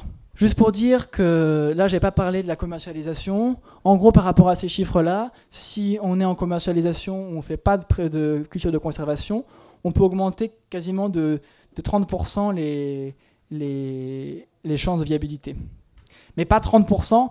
Alors là, c'est le truc. C'est pas, par exemple, si on est à 11%, c'est pas plus 30%. On n'est pas à 41%. C'est 30% de 11%. C'est-à-dire qu'on augmente la possibilité d'être viable de 30% par rapport à ce qu'il y a au départ. Mais ça veut dire que du coup, voilà, et qu'en fait l'impact de la commercialisation est différent selon les systèmes. En fait, on voit que le système donc sans culture de conservation, il est plus favorable au système manuel sans motorisation, hein, sans surprise, et il est moins favorable au système classique motorisé. Bon, ça paraît assez évident, mais donc ça montre bien que si on s'oriente vers du manuel, ça peut être intéressant d'aller vers des systèmes où bien sûr on peut réduire la part des cultures de conservation. Mais ce n'est pas forcément nécessaire, hein. Comme je vous l'ai montré, il y a plein de gens qui s'en sortent quand même. Et par rapport aux cultures de conservation, je dirais quand même un truc, c'est que pour beaucoup, ça fait partie aussi de l'identité du maraîcher, quoi. De pouvoir nourrir vraiment les gens, pas qu'en produisant des salades, et dans un panier, avoir des pommes de terre, des carottes, des betteraves, c'est aussi important. Et donc il y en a plein qui disent peut-être que je gagnerais mieux si je faisais que du mesclin, mais à un moment donné, dans cette démarche éthique et de sens, il y a aussi cette idée, on veut nourrir les gens, pas que de nutriments, quoi, et d'eau. Donc voilà, il y en a même qui m'ont dit, moi, si je fais pas de patates, je suis pas maraîcher. Donc voilà. Donc c'est pour ça qu'il y en a qui vont aussi du coup dire il y a possibilité de faire de l'achat-revente. Il y en a plein qui disent j'arrête les pommes de terre, je les fais pas mais fait de l'achat-revente. Mais il y a quand même des gens qui développent des techniques expérimentales pour faire de la pomme de terre uniquement manuellement, qui ne sont pas enfouis, donc qui sont sous paille et récoltent à la main. Et qui ont a priori des bons résultats. Et puis il y a aussi la solution, on va dire, collaborative, de dire je suis manuel sur mon système global, mais je peux avoir quand même un champ de pommes de terre, un jardin de pommes de terre de garde, et je vais juste emprunter le tracteur du voisin, l'arracheuse à patates pour la récolte. C'est ça aussi qu'il faut voir, c'est qu'il y a des systèmes, ces systèmes-là, ce que je dis manuels, ils sont manuels dans les faits, mais il y a quand même des moments clés de la vie de la ferme où on peut avoir besoin d'un tracteur, surtout au départ à l'installation pour faire un certain nombre de choses. Et donc là, la solidarité, la collaboration avec les paysans locaux est très importante. Donc,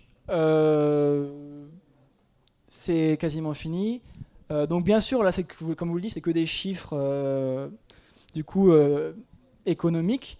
Et je vous avais montré au départ que le projet de vie des maraîchers, c'était beaucoup plus global. Et donc il faut remettre ces chiffres par rapport au projet de vie. Il y a des gens pour qui c'est pas possible d'avoir de la motorisation. Du coup, forcément, eux, on peut leur dire c'est bien, on gagne un peu d'efficience avec la motorisation, mais ils s'en foutent puisqu'ils n'en veulent pas. Pareil, il y en a qui disent pour qui c'est important de faire une installation à bas coût, de ne pas être dépendant des banques. Donc forcément, il va falloir réfléchir sur ces stratégies qui permettent d'être pas dépendant des banques. Là, pareil, j'ai considéré les aides à l'installation JA dans l'hypothèse, mais il y a des gens qui refusent de passer par le parcours JA. Donc il faut aussi le prendre en compte.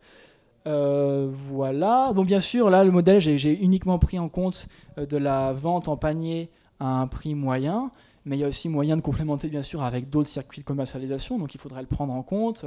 Il y en a plein qui vont faire, je sais pas, 10-20% de leurs chiffres sur des filières plus de niche, restaurants, etc., pour un peu mettre du beurre dans les épinards, sur des trucs plus spécifiques, de plantes aromatiques ou de petits légumes, etc. Donc c'est aussi possible d'augmenter la viabilité grâce à ça.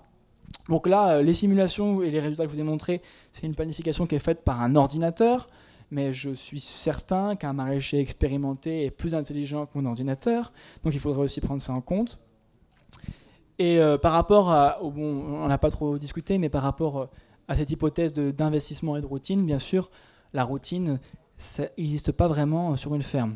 Et un truc par contre qui est fondamental et qui n'est pas du tout pris en compte dans le modèle, c'est que là c'est un modèle un peu statique, où on a fait une photo de la ferme à un moment donné et on dit voilà ce qui se passe. Mais en fait, sur ces systèmes-là, on est sur des systèmes qui essayent d'améliorer les écosystèmes, la nature, la régulation au fil du temps.